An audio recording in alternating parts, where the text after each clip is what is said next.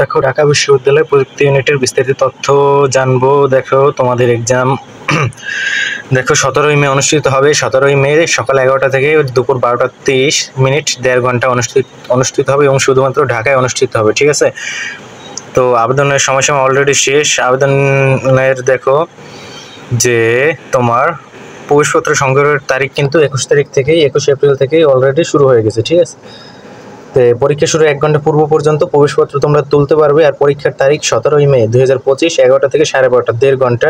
আর পরীক্ষার ফলাফল প্রকাশ করা হবে collegeadmission.eis.du.ac.bd এই ওয়েবসাইটে। ঠিক আছে, এটা দিয়েছেন ডক্টর উপমা কবির, আমাদের যে ডিন ইঞ্জিনিয়ারিং অ্যান্ড টেকনোলজি অনুষদের। ঠিক আছে, তো এরপরে আসি যে তোমার নেক্সট। তো দেখো ভর্তি পরীক্ষার সংক্রান্ত বিস্তারিত। তো দেখো ভর্তি পরীক্ষা এমসিকিউ পদ্ধতিতে হবে। মোট 120টি প্রশ্নের জন্য মোট 120 নম্বর থাকবে। ঠিক আছে, তো ভর্তি পরীক্ষার প্রশ্ন 2024 সালে উচ্চ মাধ্যমিক পর্যায়ের পাঠ্যসূচি অনুযায়ী বাংলা ও ইংরেজি মাধ্যমে থাকবে, বাংলা এবং ইংলিশ মিডিয়াম। তো প্রত্যেক প্রার্থীকে পদার্থ, রসায়ন, গণিত, ইংরেজি বিষয়ে প্রশ্নের উত্তর দিতে হবে। ঠিক আছে, ফিজিক্স, কেমিস্ট্রি, ম্যাথ এবং ইংলিশ থেকে উত্তর করতে হবে। ফিজিক্স, কেমিস্ট্রি, ম্যাথের জন্য 35 নাম্বার এবং ইংলিশের জন্য কিন্তু 15 নাম্বার থাকবে। তো দেখা যায় যে কেমিস্ট্রি যারা মেইন বইটা ভালো করে পড়বে, যদি দুইটা বই কয়েকবার শেষ করতে পারে শুধু রিডিং করে, ঠিক আছে, তাদের জন্য মার্কটা সহজ হবে। এটা যদি কোশ্চেন দেখা যায় 35-এর মধ্যে 32 তোলা সম্ভব। তেমনিভাবে ফিজিক্স আর ম্যাথ যদি চ্যাপ্টার ওয়াইজ কেউ সলভ করে, এটাতেও ভালো মার্ক তুলতে পারবে। ইংরেজি যদি মাস্টার্স পাবলিকেশন একটা বই আছে, ওটা যদি কেউ পড়ে, ঠিক আছে, সেও ভালো মার্ক তুলতে পারবে। ঠিক আছে, তো দেখো ভর্তি পরীক্ষার ইনশাল্লাহ বলা যায় যে নাম্বার তোলা যাবে। ঠিক আছে, এটা তো আর শিওর করে বলা যাবে না। ঠিক আছে, তো ভর্তি পরীক্ষা পাস দেখো 40% মানে 48 নাম্বার, 120-এর মধ্যে 40% মানে কি 48 নাম্বার। 48-এর কম নম্বর প্রাপ্ত প্রার্থীকে ভর্তির জন্য বিবেচনা করা হবে না। উল্লেখ্য, ভুল উত্তরের জন্য কোনো প্রকার নাম্বার কাটা হবে না, নেগেটিভ মার্কিং কিন্তু নেই। তো এখানে কী কী আছে দেখো, ত্রিপলি আছে, সিএসসি আছে, আর civil engineering and mechanical engineering. ঠিক আছে, ভর্তিস্থ প্রার্থীকে ভর্তি পরীক্ষায় পৃথকভাবে ফিজিক্স এবং গণিতে ন্যূনতম 10 নম্বর পেতে হবে। তো এটা ম্যাটার ওরকম করে না, বাট তোমার কেমিস্ট্রিতে ভালো করবা। ঠিক আছে, ফিজিক্স এবং 10 এমনিতেই পাওয়া যায় 35-এর মধ্যে, ভালো করে একটু পড়লে। ঠিক আছে, তো চেষ্টা করবা 10-এর বেশি করার, নাহলে তোমাদের ঝামেলা তৈরি হতে পারে। ঠিক আছে, তো দেখো ভর্তি পরীক্ষা এমসিকিউ পদ্ধতির উত্তরপত্র বিশ্ববিদ্যালয় কর্তৃক সরবরাহ করতে হবে। এমসিকিউ ঘর পূরণ করার উপযোগী প্রয়োজনীয় কালো বল পেন আনতে হবে। ঠিক আছে, কালো পেন ইউজ করতে পারো তোমরা, কালো পেন ইউজ করা লাগবে।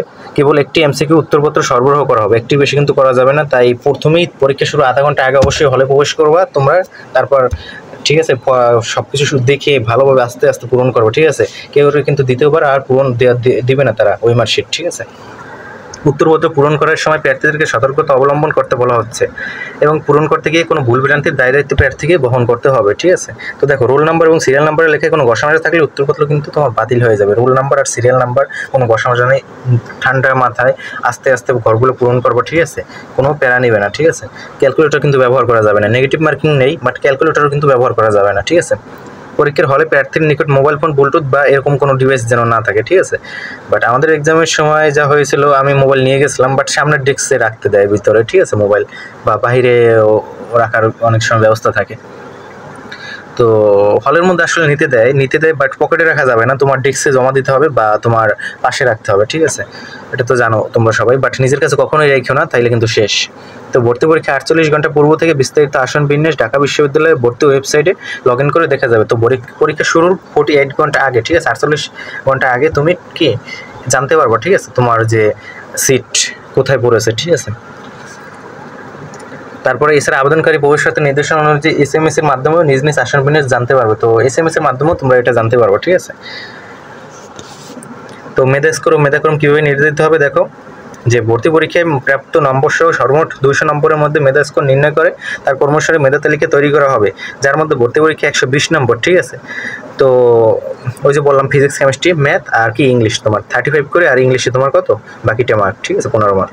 তো মাধ্যমিক বা সম্মানের যে এসএসসিকে 8 দ্বারা গুণ করবো, এটা অনেকে ভুল তথ্য দিচ্ছে। ঠিক আছে, তো 8 দ্বারা গুণ করবো এসএসসিকে, যেমন 5 পেলে 5 8 40। ঠিক আছে, 4 পেলে এই 4 8 32, আর উচ্চ মাধ্যমিকে 5 পেলে 5 8 40 8 দ্বারা গুণ করবা, আর 4 দ্বারা গুণ 4 পেলে 4 8 40, যদি 4.50 পাও 4.50 গুণ 8 এইভাবে গুণ করবা। তো মেধাক্রম সমান হলে নিম্নলিখিত ক্রম অনুসারে মেধাক্রম তৈরি করা হবে। তো ভর্তি পরীক্ষায় প্রাপ্ত স্কোর, এইচএসসি বা সম্মান পরীক্ষায় প্রাপ্ত জিপিএ চতুর্থ বিষয় ব্যতীত। ঠিক আছে, এইচএসসি বা সম্মান পরীক্ষায় প্রাপ্ত জিপিএ চতুর্থ বিষয় সহ, ঠিক আছে। তো এটা তোমার ওরকম জানার প্রয়োজন নেই, এটা ওরকম পড়ে না। তোমার ওই যে 120 আর ওইখানে আছে কত 40 40 80 200 মার্ক হলেই হবে, ঠিক আছে। যদি মেধা স্কোর সমান হয়, ঠিক আছে, তাহলে চতুর্থ বিষয় সহ, যেমন 80 পেলো দুইজনে, তো তখন একজনকে রাখবে, তখন চতুর্থ বিষয়ে ব্যতীত বিবেচনা করবে, সহ এগুলো বিবেচনা করে, তখন বেশি হলে এসএসসির ক্ষেত্রে বিবেচনা করবে, ঠিক আছে। যারা ভর্তি পরীক্ষায় অনুপস্থিত থাকবে অথবা 200 নম্বরের মধ্যে 80 এর কম নম্বর হয় তাদের মেধা স্কোর করা হবে না। তো দেখো, যারা পাস মার্ক কিন্তু 48, ঠিক আছে, আলাদা আলাদা ভাবে না, তোমার 120-এর মধ্যে ওই 48 পেলে কিন্তু পাস মার্ক, ঠিক আছে। আর ফিজিক্স আর ম্যাথে তো তোমার 10 করে পেতেই হবে কমপক্ষে। তো দেখো, আর 200 নম্বরের মধ্যে আবার 80 পাওয়া লাগবে, ওই যে 200 মার্ক এর মধ্যে কমপক্ষে 80 পাওয়া লাগবে, আর নাহলে কিন্তু তোমার মেধা স্কোর করা হবে না। তো এরপর দেখো ফলাফল ঢাকা বিশ্ববিদ্যালয়ের ওয়েবসাইটে বললাম college.admission.eas.du.ac.bd, এটা প্রকাশ করা হবে, এসএমএস এর মাধ্যমে কিন্তু জানা যাবে। ফলাফল নিয়ে যদি তোমাদের সন্দেহ হয়, পুনঃনিরীক্ষার জন্য 1000 টাকা দিয়ে ডিন অফিসে, দেখো পুনঃনিরীক্ষণ ফি অনুষদ অফিসে জমা দিয়ে নির্ধারিত ফর্ম সংগ্রহ করবা। ডিন ইঞ্জিনিয়ারিং অ্যান্ড টেকনোলজি, ওই যে ডক্টর উপমা কবির ম্যাম আছে, ঠিক আছে, অনুষদ বরাবর প্রবেশপত্রের ফটোকপি সহ আবেদন জমা দিয়ে প্রার্থীর উত্তরপত্র পুনঃনিরীক্ষা করতে পারবে ফি জমা দিয়ে, ঠিক আছে। পুনরীক্ষণ ফলে প্রার্থীর অর্জিত নম্বর পরিবর্তন হলে মেধা তালিকায় প্রয়োজনীয় সংশোধন করে দেওয়া হবে। তো পরীক্ষায় তোমার যদি চেঞ্জ হয় তাহলে সংশোধন করে দেওয়া হবে। মেধা তালিকা প্রকাশের পর ওয়েবসাইটে তারিখের মধ্যে অনলাইনে কলেজ ইনস্টিটিউশন সহ বিভাগ পছন্দ করে ফর্ম পূরণ করতে হবে। যখন তোমাদের মেধা তালিকা দিয়ে দেবে তখন তোমরা কি সাবজেক্ট চয়েস পূরণ করবে, ঠিক আছে। পরবর্তীতে কলেজ ইনস্টিটিউট সহ বিষয় পছন্দ করুন, ভর্তি পরীক্ষার মেধাক্রম ও ভর্তির যোগ্যতা অনুসারে কলেজ ইনস্টিটিউট সহ বিভাগ মনোনয়ন ঢাকা বিশ্ববিদ্যালয় প্রযুক্তি ইউনিটে, তারপরে এগুলোর তোমার মনোনয়ন দিবে তারা, এটা তোমার প্রকাশ করবে, ঠিক আছে। এমন দেখা যায় যে চতুর্থ ধাপে মনোনয়ন দেওয়ার পরও তুমি সরকারিগুলোয় চান্স পেয়েছো, ঠিক আছে, এরকমও দেখা যায়, ঠিক আছে। তো 3 কলেজের মধ্যে ফরিদপুর আর মেকে হলো 180টি করে সিট, আর বেকে হলো 120টি সিট, ঠিক আছে। তো ভর্তির পরে প্রার্থীদেরকে ভর্তি সংক্রান্ত বিজ্ঞপ্তি উল্লিখিত নির্দেশনা অনুযায়ী ভর্তির যাবতীয় কার্যক্রম পর্যায়ক্রমে সম্পন্ন করতে হবে। মনোনীত প্রার্থীদেরকে বিজ্ঞপ্তি অনুযায়ী এসএসসি ও এইচএসসি পরীক্ষার মূল একাডেমিক ট্রান্সক্রিপ্ট ইঞ্জিনিয়ারিং টেকনোলজি অনুষদ অফিসে সরাসরি উপস্থিত হয়ে জমা দিতে হবে। তো দেখো, এই ক্ষেত্রে তোমাদের একটা ভাইবা নেবে।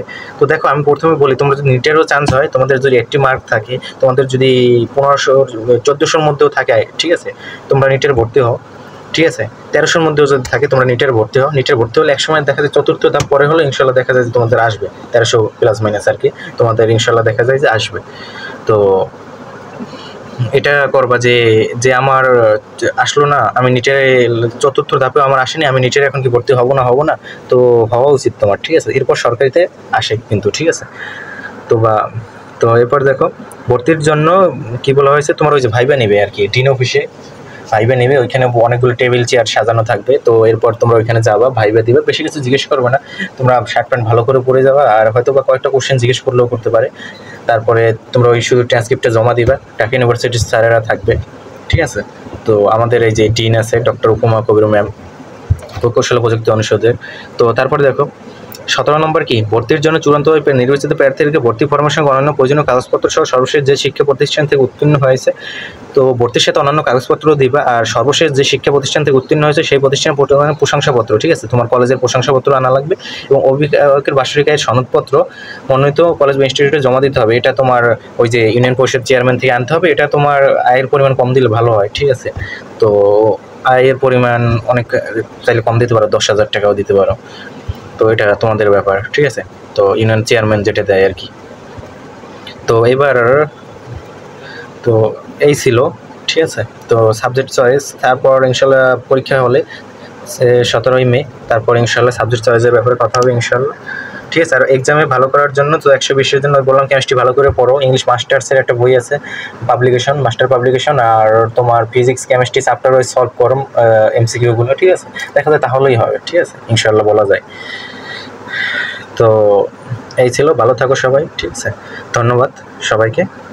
ইঞ্জিনিয়ারিং লাইফ, তো বাংলাদেশে তোমাদের ইঞ্জিনিয়ার হওয়া উচিত, বাংলাদেশে তো আসল ইঞ্জিনিয়ারদের অভাব, সবাই ভালো স্টুডেন্ট, যে এখানে যেহেতু সবাই জিপিএ 5 পাওয়া স্টুডেন্টই পড়ে, ম্যাক্সিমাম জিপিএ 5, তোমার সবাই ভালো স্টুডেন্ট, তো আসো প্রতিযোগিতা হবে সবার সাথেই, ঠিক আছে, আসলে তো ভালো থাকবে সবাই।